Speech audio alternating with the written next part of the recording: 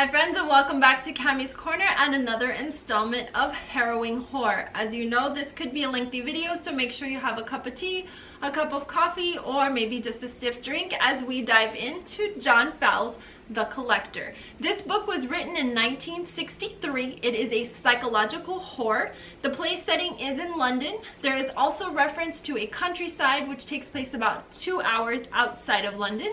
It is told from a first-person narrative. However, we have a treat because well, do we want to call it a treat? A sick treat, where we have both the view of the protagonist as well as the antagonist in this, which actually makes this book well worth reading because you get both points of view and it gives you a nice mix of kind of a retelling of the story within the story. So, price range on this. For the modern copy, which I do not have an older copy, this is the 1991 version. I scored this at Barnes & Noble for $15. On average, that's about the price point for a modern version of it. However, if you get a first edition or one that was written in the 60s, you're going to be paying a little bit more, moderately, about $40 all the way up to, I've seen them in the hundreds of dollars. So, still very well worth it to have on this shelf. So this is hailed as the first modern psychological thriller. It is disturbing, it is engrossing, and it's really an unforgettable story because, as I mentioned, you get both points of view from both that of Frederick as well as that of Miranda. It is a story of a disturbed, lonely young man set in his mid-20s. I'm guessing the approximate year that this story takes place is about 1960. As I mentioned, the story was written in 1963, but early on when Frederick starts to kind of explain his backstory, all of the things that have happened to him, he does make reference to in 1950 he was 15 years old. So that makes him probably more or less in his mid-20s, so just kind of doing the math, I'm guessing it's about 1960. So it is pretty much modern day. So this is a young man who collects butterflies. He's really more of a amateur entomologist, and he then becomes obsessed with this girl from afar. Her name is Miranda Gray, and he takes that to a whole nother level. He then kidnaps her. He purchases a home specifically with the intent that it must have this cellar or retreat that he can stow her away, kind of keep her, if you will. And he then purchases this home about 2 hours outside of London, and it just so happens that it has a cellar. He makes this quaint little comfortable area, and he then kidnaps Miranda.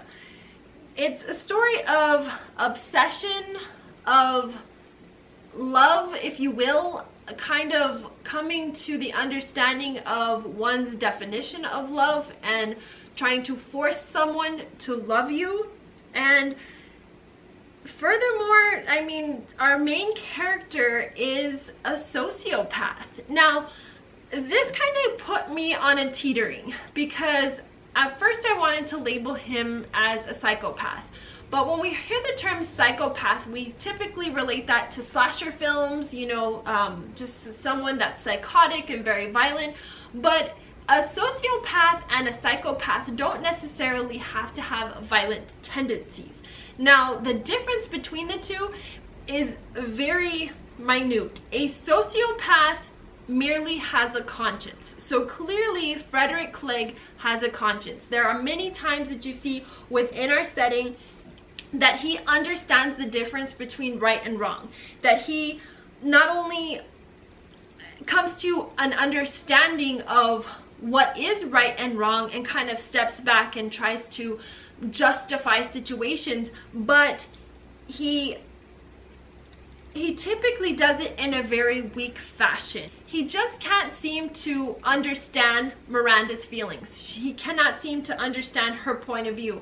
Many times you see, however, Miranda does meet him at a halfway point. She tries to use her reason and justify his behavior, where the entire time he, although wants to give her the benefit of the doubt and wants to coddle her and comfort her and love her in the way that he defines love, he often punishes her because she has emotions and feelings and is human and reflects these human qualities. So as we mentioned, Frederick, who is our antagonist, is a city clerk who is an amateur etymologist. He collects butterflies. Now, butterflies in and of themselves are a very delicate, beautiful creature. And you see that when Frederick shares his collection with Miranda, she immediately goes to the human aspect of that. She doesn't see it as a beautiful collection. She sees it as death in boxes, you know, things that he's collected, beautiful species that he's taken out of their natural environment and he's basically taken in. And it's at that moment that she makes the realization that she herself is like a butterfly, that she herself is something that he looks to collect. So he's very antisocial, he's quite awkward, and I tried to really pinpoint that to some kind of social behavior or antisocial behavior. However, really, sociopath really does define him. He's, you know, he's very awkward, yes, he's very antisocial, and in some ways he's asexual, but we really don't focus on anything other than the sociopath perspective, because it really does add the creep factor to him and makes the story much more believable from his point of view, from his perspective. So this particular story is actually written rather well. Not only do we get the 2 points of view from the 2 characters, both Frederick's in part 1 and Miranda's in part 2, but we also get a unique breakdown of chapters 3 and 4 where we revisit our perspective of Frederick and we kind of get a wrap-up. So let's talk for a minute about Miranda before we kind of do a breakdown of the story. So Miranda, she's about 20 years old. She's an art student at a very prestigious art school in London. She grew up very privileged in a middle-class household. Her father is a doctor. Her mother, whom had kind of an estranged marriage with her father, it was quite dysfunctional, I think is a really good way to put it. That relationship between her mother and her father really caused her to become very close with her sister. Sister was Carmen, and she calls her sister Minnie. She falls in love with a much older gentleman. He's referred in the story many times as simply GP, or George Paston. George is described as a middle-aged artist. So this kind of already tells us that Miranda has daddy issues. Not to say that that was in any way a reason for justification as to what happened to her, but it would be an explanation as to why she was attracted to George. Obviously, she had some reserves with her father and the nature of their relationship. So I think despite the fact of what occurred in this story, even if this never had happened to Miranda, I really do believe that she would have continued to pursue George simply because she was so obsessed with him. And in this time period, it was very common for a young woman to fall in love with someone, marry, have children, and just become that relationship. They didn't really look to divorce or to move on because divorce really wasn't a thing in the 60s. So she would have probably ended up marrying George or someone like George, because obviously George was not faithful to her. He was not really even interested in her. I think he was just more caught up in the fact that she was so enamored with him, and he was drawn to the fact that her family didn't really care for him. Her aunt Caroline, she didn't like George at all, and he knew this, so he kind of fed on this. So even if Miranda had survived this horrible outcome, she would not have had healthy relationships, in my opinion.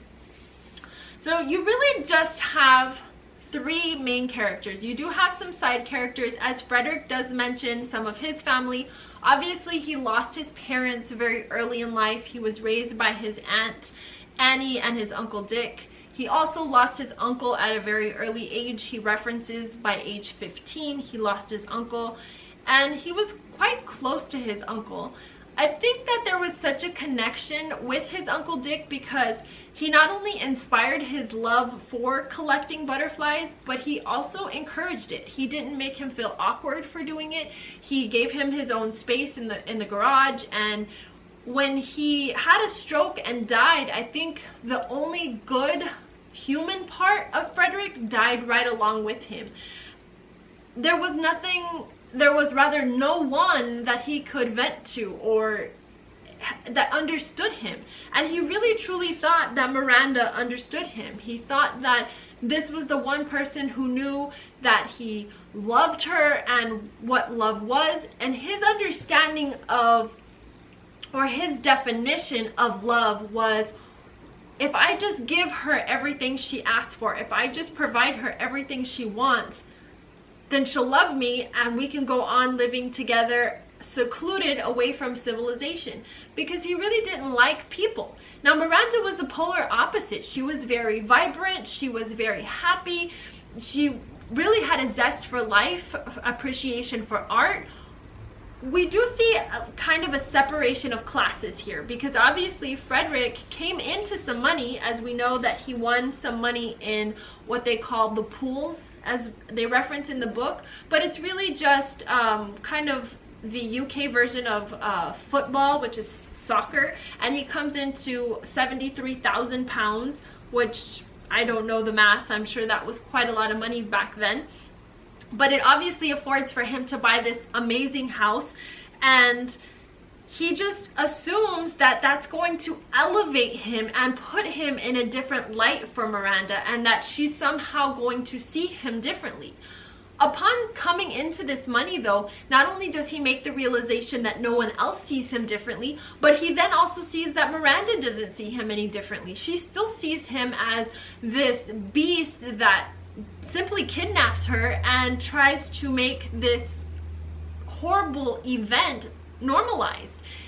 And as she continues to try and survive this imprisonment that she's now facing, she really does become a strong character. And I, at first, I'll be honest, did not like part 2. When we really dive into part 2 and, you know, like I said, it's broken down in journal form, I didn't see the point. I enjoyed Frederick's story so much, I did not see the need for Miranda's version until it humanized it.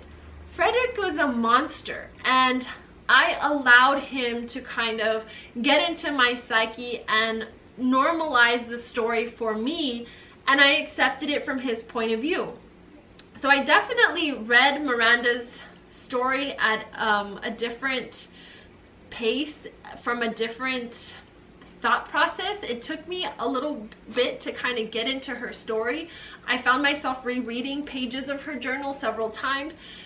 I guess I was just so taken aback by the fast-pacedness of Frederick and his story and the writing and explanation of that, that when it came to Miranda, she was just so eloquent and she had such a professional way of describing the events. It almost just seemed normal to me. I really enjoyed getting in the head of Frederick from a sociopath's point of view and somehow kind of believing his normalities. Now, don't get me wrong, I'm not a weirdo and I don't think that, you know, sociopaths should rule the world.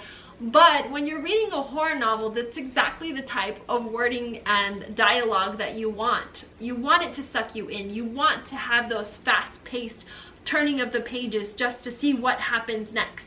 I just didn't feel that same pace with Miranda. Now, I did learn to appreciate, however, her version of it, because it really did, like I said, normalize the story and really give it a different perspective, because you're starting to kind of become human again, and you're stepping back and saying, okay, she was suffering, you know, she was stronger than I first gave her credit for, because she's working through all of this and she's taking it with a grain of salt, you know, putting yourself in that position, especially as a female, being imprisoned in this dark, cold area, no no hope that you're going to ever see the light of day again, no hope that you'll ever see or hear from your family again, and you pretty much are given this version of what your life is now looking like. Yes, she had amenities and she had things, and she could basically say what she needed or what she wanted, and he probably would have bought her anything that she desired just to make her happy and content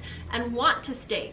But what he never fully comprehended and understood, that no matter how much money he now possessed, no matter how many things he bought for her, she could not be bought with material possessions. She had human cravings. She needed her emotions to be understood. She needed human connection.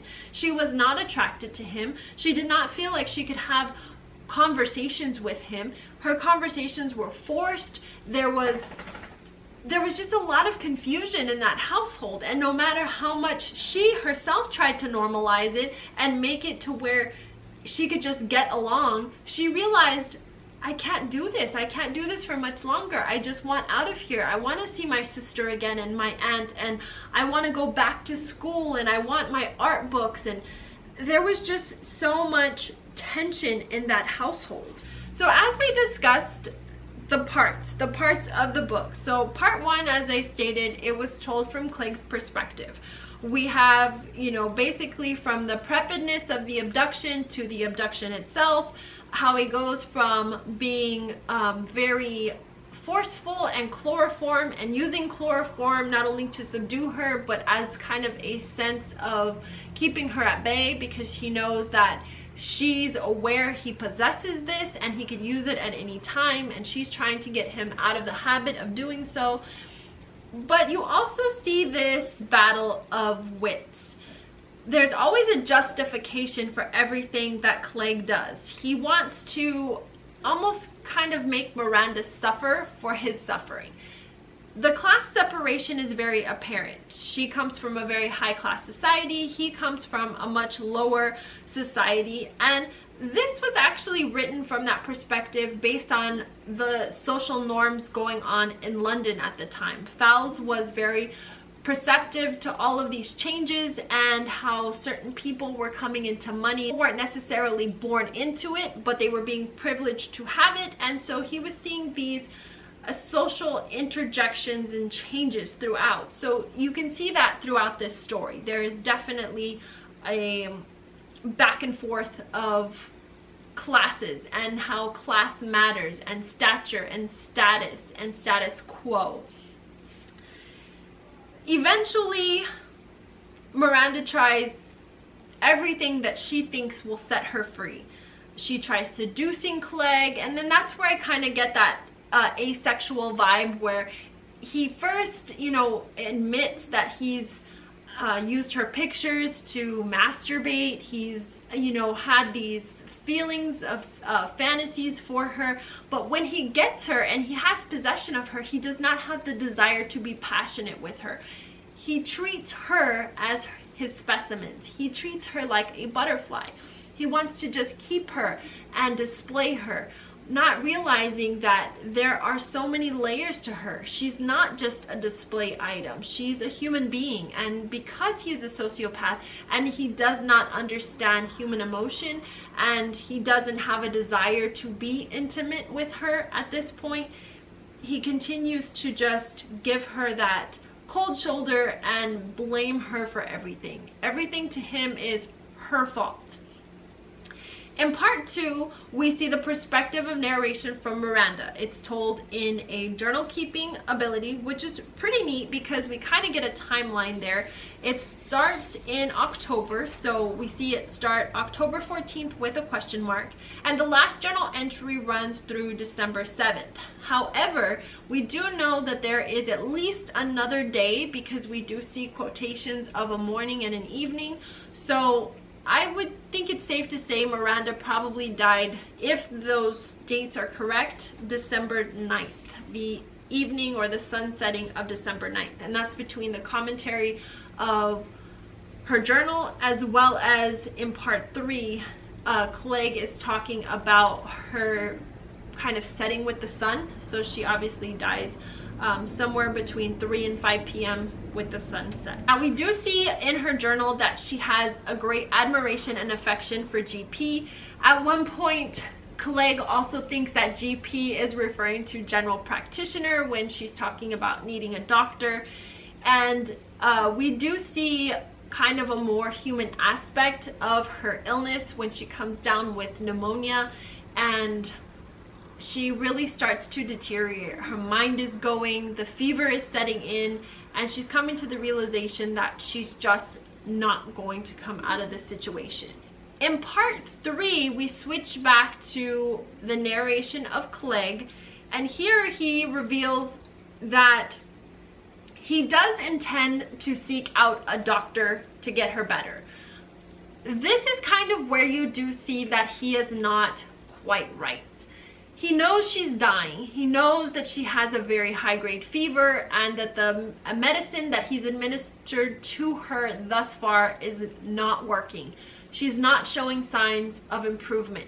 He keeps trying to justify his own feelings, if he has them, and thoughts that she's going to get better, she's going to be okay. So he keeps giving himself these arbitrary time intervals, 30 minutes, 2 hours, 4 hours, and he does set and embark inside London on 2 separate occasions, once actually entering into the doctor's office and the second time sitting outside the doctor's home with the intent to get her help.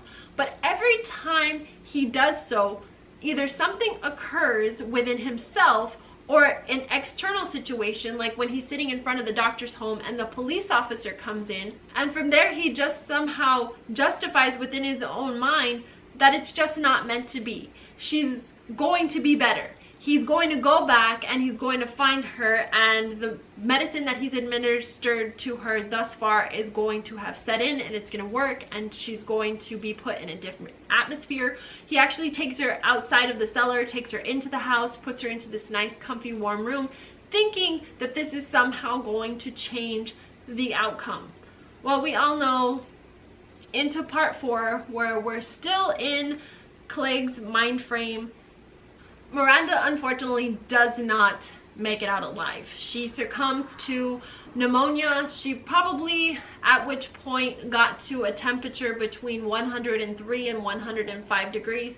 So at that point your brain literally boils and there's nothing you can do. You succumb to your own thoughts and your own psychosis, and she just faded. There was never really a chance without proper modern medicine that Miranda had a chance of survival. Now, even if Miranda had not succumbed to illness, I don't think that Clegg had any intent of setting her free.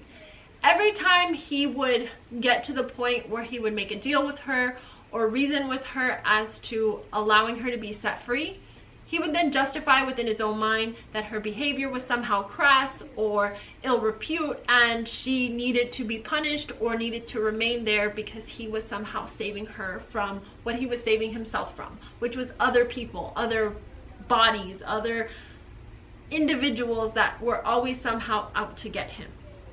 There was always a normalizing of illogical behavior. In addition to us watching her demise, there's also this really interesting twist at the end. He at first assumes at the end of part 3 that he is going to commit suicide, that they're going to have this Romeo and Juliet pact. He's then convinced she loves him and they are going to go off into the sunset together forever. He finds the journal, however, in part 4, realizing the entire time she wasn't in love with him, she wasn't happy, nothing he did made a difference or made an impact, and she was very much in love with GP. This upsets him and he decides, no, she wasn't right, her behavior was again ill repute, she obviously loved this other man the entire time I was giving her all of these things and doing all of these things for her, so she does not deserve me. So he decides to go ahead and produce a pine box. So he makes her a coffin, buries her under a tree, and doesn't really think twice about it. He does kind of have a moment of humanity where he realizes after burying her what has occurred. He goes in, he gets kind of the shakes, he gets very cold, there's a description of shuddering, but beyond that he gets over it rather quickly and then goes on to a new obsession. And that is the great twist. So at the end we see that he becomes intrigued with a new specimen, and she also has a name that begins with the letter M. He overhears the name Marion, as her supervisor refers, and she is a Woolworth employee who works behind the sweet counter. He's not sure that he can ever love her. He's not even sure if he's going to embark on the same journey, but he's headed in that direction. So the story ends with him not having spoken to her yet, or the understanding that he's even going to embark on the same type of journey, but he knows that he has the home, he has the space, he has the room.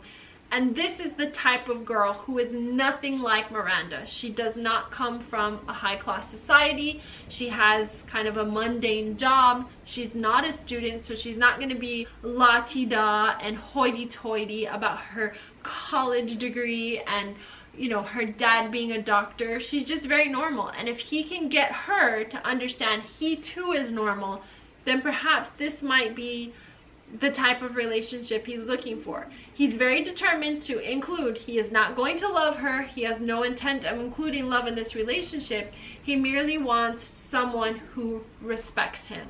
So you can see he's already taken it down a notch, and this relationship, if it does evolve, and if we want to call it a relationship, is going to be very unhealthy from the get, because he's going to be treating her as though she somehow owes him this level of respect. If you have not yet seen this movie, you need to go pick it up. This was one of the best movies I have seen in such a long time. The year of production was 1965. The movie is named after the book, The Collector, and it was very much written with the book in mind. We have a movie starring Terrence Stamp and Samantha Eggar.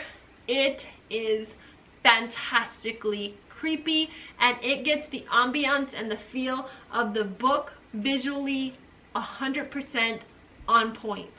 This was a Columbia Pictures movie. It is a must-see. If you have not yet seen this movie, you have to see this, because it is such a beautiful accompaniment to this book. So, how would I rate The Collector? I would give it 4 stars. I think that psychological thrillers are not for everyone. I think that they are a little bit more intense. They require a lot more thought-provoking energy to be spent to kind of get the perspective of your narrator or your main characters. So there's a lot more energy that goes in. It's not just an easy, whimsical read, but it's definitely worth your while.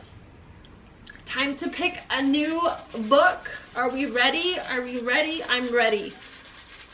Wonder if we're gonna get another psychological horror. All right, here we go. New read. Ooh, H.P. Lovecraft, At the Mountains of Madness. Until next time, friends, I will see you real soon. Stay creepy. Take care.